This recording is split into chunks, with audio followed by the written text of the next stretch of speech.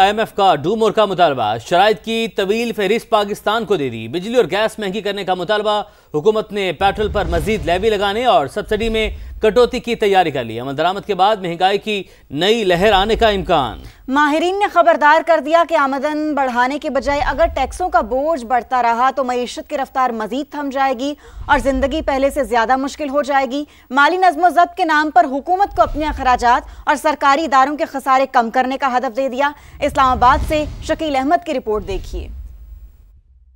7 अरब dollar के तोसीह कर सहूलत के तहत पाकिस्तान को 1 अरब डॉलर की तीसरी किस्त के साथ ही अगली किस्त के लिए IMF की फरमाइशों और मुतालबात की नई फहरिस्त भी मिल गई। गर्दशी कर्जा काबू में रखने के लिए बिजली और गैस की कीमतों में बर वक्त इजाफा, पावर सब्सिडी में 143 अरब रुपए की कमी, पेट्रोल और डीजल पर लेवी 5 रुपए बढ़ाकर 85 रुपए फी लीटर करने की तजवीज है। लास्ट जो रिव्यू हुआ है अगस्त में, उसमें देखा है जो जून तक का रिव्यू था कि गवर्नमेंट ने अपने बहुत सारे जो फिस्कल टारगेट्स हैं वो मिस किए।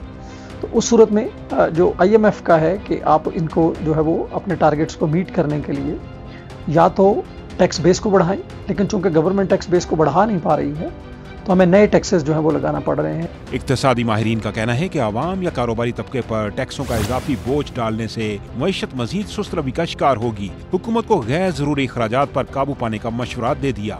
IMF के कहने पर बार बार हमने बिजली के निर्खों में इजाफा किया, हमने टैक्स रेट्स बढ़ाए, वो चाहे डायरेक्ट टैक्सेस हों, इनडायरेक्ट टैक्सेस हों, मजीद नए टैक्सेस लगाए, लेकिन तब भी खर्च और आमदन का गैप है वो कम नहीं हो सका।